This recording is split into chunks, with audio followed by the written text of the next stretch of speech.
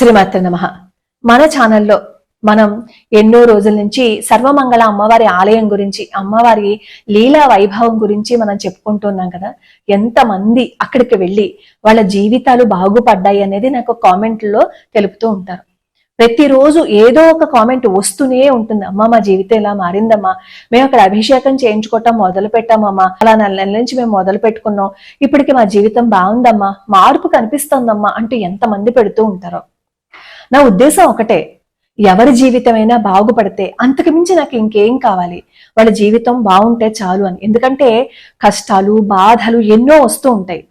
వాటిని ఎవరు తీరుస్తారు, ఎవరి పాదాలు పట్టుకుంటే అవి తీరుతాయి అనేది ఎవరికి తెలియదు. కానీ ఆ సమయంలో భగవంతుడి పాదాలు పట్టుకోండి, భగవంతుడి పాదాలు పట్టుకుంటే మన కష్టం తీరిపోతుంది అని ఒక భరోసా ఎవరైనా చెప్పారు అని అనుకోండి, వెంటనే మనం భగవంతుడి పాదాలు అసలు ఇంకేం ఆలోచించకుండా పట్టేసుకుంటాం. అలా పట్టేసుకున్న పాదాలు వదలకుండా ఉంటే మనం ఎటువంటి కష్టాన్నైనా తట్టుకోగలం, ఆ కష్టం నుంచి బయట పడగలం. శంకర మఠంలో అభిషేకం చేయించుకున్న వాళ్ళు, సర్వమంగళ అమ్మవారి ఆలయానికి వచ్చి దర్శించుకున్న వాళ్ళకి ఎంత మందికి వాళ్ళ జీవితాల్లో మార్పులు వచ్చాయనేది నాకు కామెంట్లోనూ పెడుతుంటారు, మెయిల్స్ లోనూ చెప్తూ ఉంటారు. ఒక ఆవిడ జీవితంలో జరిగిందని నాకు కామెంట్లో పెట్టారు. నాకు అది ఎంత అద్భుతంగా అనిపించింది అంటే, నిజమే కదా, అమ్మవారి దగ్గరికి వెళ్తే ఏదో ఒకటి అడుగుతూ ఉంటాం కదా, కానీ ఈవిడ ఇన్ని కష్టాల్లో కూడా అమ్మవారిని ఏమీ అడగకుండా ఎలా వచ్చేసారు, అసలు అమ్మవారు ఆవిడకి అనుగ్రహాన్ని ఎలా చూపించారు అనేది ఆవిడ కామెంట్లో రాశారు. పాప ఎన్నో బాధలు కష్టాలు అవన్నీ ఉన్నాయట ఆవిడకి. సంవత్సరం నుంచి మన ఛానల్ని ఫాలో అవుతూ ఉన్నారట.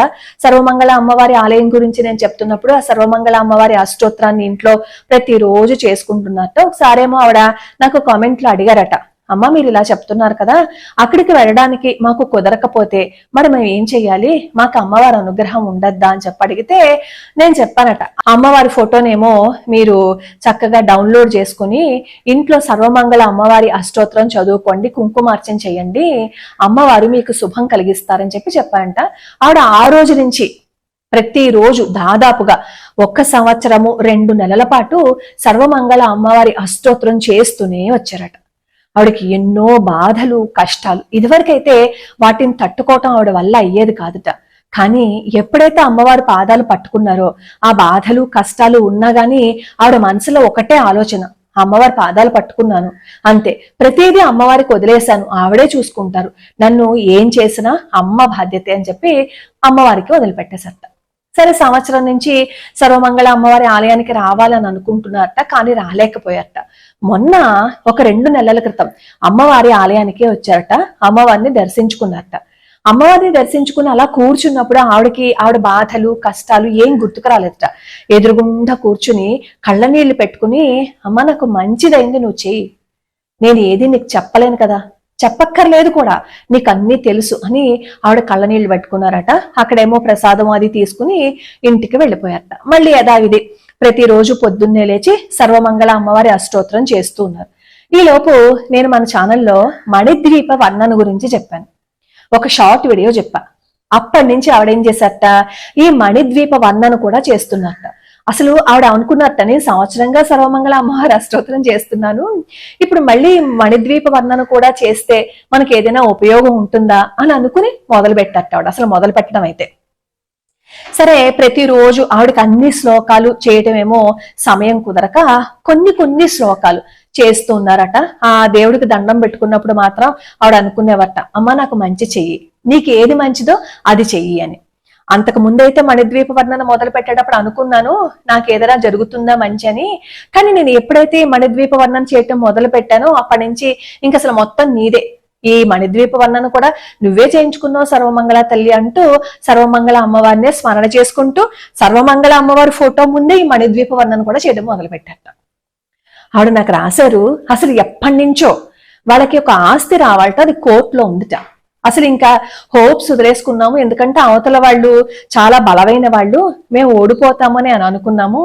కానీ ఎంత ఆశ్చర్యము అద్భుతము అంటే, మేం గెలిచామమ్మా కోర్టు కేసులోను, గెలిచిన తర్వాత మాకు అనుకోకుండా ఇల్లు కొనుక్కునే మాకు స్తోమత వచ్చింది. ఆ ఇల్లు కూడా కొనుక్కున్నాము.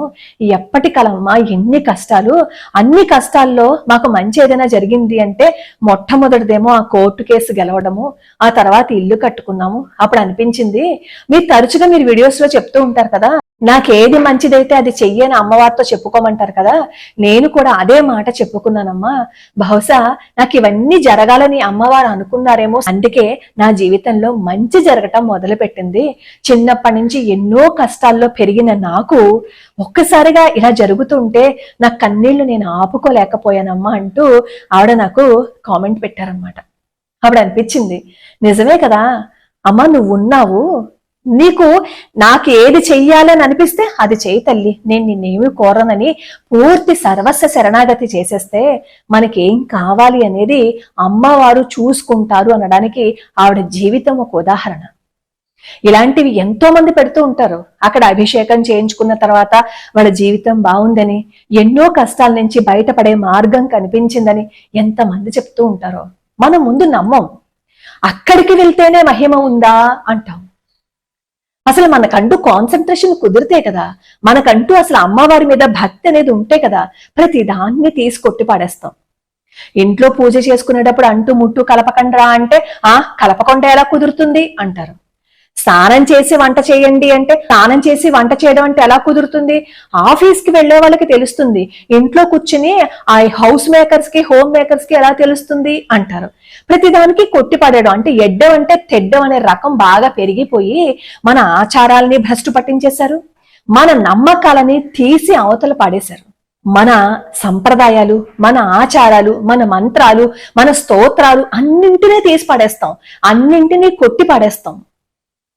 నమ్మి పట్టుకుంటే అమ్మవారి పాదాలు ఏ కష్టం నుంచైనా బయటపడిపోతాం. మనలో నమ్మకం ఉండదు, అనుమానం, ఏదో ఒక అనుమానం, అది అవుతుందా, అది జరుగుతుందా, అది నిజంగానే అవుతుందా, మేము అక్కడ రూపాయి పంపించాం, అక్కడికి 2 రూపాయలు పంపించాం, అసలు అక్కడ చేస్తారా, అక్కడ జరుగుతుందా, ప్రతి దానికి ఒక క్వశ్చన్ మార్క్. ఏ అనుమానము పెట్టుకోకుండా మీరు భగవంతుడి పాదాలు పట్టుకోండి, మీరు ఒక మంచి పని చెయ్యండి, మీరు చేసే ప్రతి మంచి కొన్ని 100 రెట్లు వెనక్కి తిరిగి వస్తుంది తెలుసా. మనం ఒక మంచి పని చేశాము అంటే రేపు అన్న రోజు నిజంగానే మనకి కష్టం వచ్చినప్పుడు అదే మనల్ని ఆదుకుంటుంది. భగవంతుణ్ణి నమ్మండి, ఎటువంటి ఆలోచనలు పెట్టుకోకండి, ఎటువంటి అనుమానాలు పెట్టుకోకండి, పరిపూర్ణ శరణాగతి చెయ్యండి, ధర్మాన్నే పాటించండి. అస్తమాను ఎవరో ఒకళ్ళని దోషం చేస్తూ, ఎవరో ఒకళ్ళని తిట్టుకుంటూ, ఎవరో ఒకళ్ళని ద్వేషిస్తూ ఉన్నాము అంటే మనం మొత్తం నెగిటివ్ గా మారిపోతాం. మొత్తం నెగిటివ్ గా మార్చేసుకున్న మనకి భగవంతుడు కూడా నచ్చడు, భగవంతుణ్ణి కూడా మనం తిడతాం. ఆవిడ అన్ని కష్టాలు అన్ని బాధల్లో ఉన్నా కూడా అమ్మవారి ఎదురుగుండా కూర్చుని ఆవిడ ఏమడిగారు? అమ్మా, నాకు ఏది మంచిదో నీకు తెలుసు కదా తల్లి అన్నారు. ఎన్ని సంవత్సరాలుగానే నేను ఆశ పెట్టుకున్నానమ్మా, ఇల్లు కట్టుకున్నాను, ఇది మీ వల్లే జరిగింది. ఎందుకంటే ఇదివరకు నేను చాలా నెగిటివ్ గానే ఆలోచించేదాన్ని, కానీ మీరు చెప్పడం మొదలుపెట్టిన దగ్గర నుంచి అమ్మ నీ వల్లే, అమ్మ నీ వల్లే జరిగింది, నీ వల్లే నేను ఇది చేయగలిగాను అని ప్రతిదాన్ని భగవంతుడితో సంబంధం పెట్టుకున్నానమ్మా అంటూ ఆవిడ చాలా రాశారని అనుకోండి. అంటే ఇప్పుడు నా గొప్పతనం ఏదో చెప్పుకోవటం కోసం నేను మాట్లాడటం లేదు. భగవంతుడి పాదాలు పట్టుకోండి. లోకా సమస్త సుఖినో భవంతు, సర్వే జనా సుఖినో భవంతు.